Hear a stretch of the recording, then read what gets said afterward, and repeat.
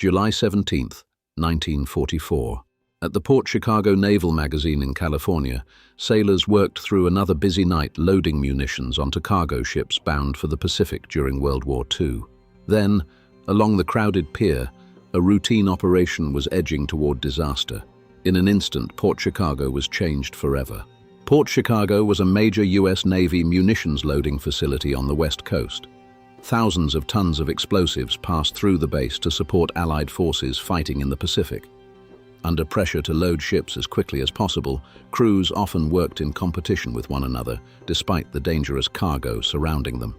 On the evening of July 17th, two cargo ships, the SSE Bryan and the SS Quinault Victory, were tied up at the pier. Sailors loaded bombs, artillery shells, depth charges, and other ammunition into the ship's holds. The work continued as it had countless times before. Then, at 10:18 p.m., a blinding flash lit up the waterfront. Seconds later, a massive explosion ripped through the pier. The E.A. Bryan was completely obliterated, and the Quinault Victory was torn apart by the blast.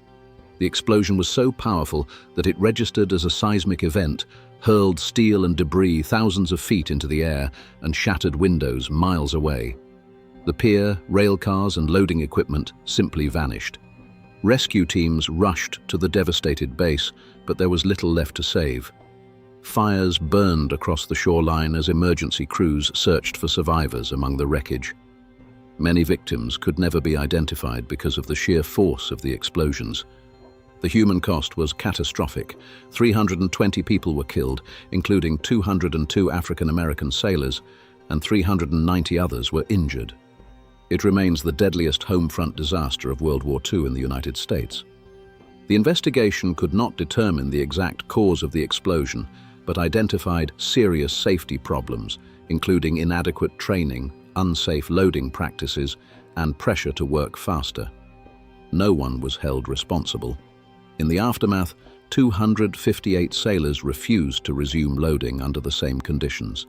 50 were convicted in the Port Chicago Mutiny, which drew attention to racial discrimination in the Navy and helped accelerate its desegregation. The Port Chicago disaster is a sobering reminder that safety can never be sacrificed for speed, and that tragedy can expose deeper injustices, leading to changes that reach far beyond the disaster itself. Unearthed Hidden History. Unearthing new stories weekly. Follow or subscribe for more.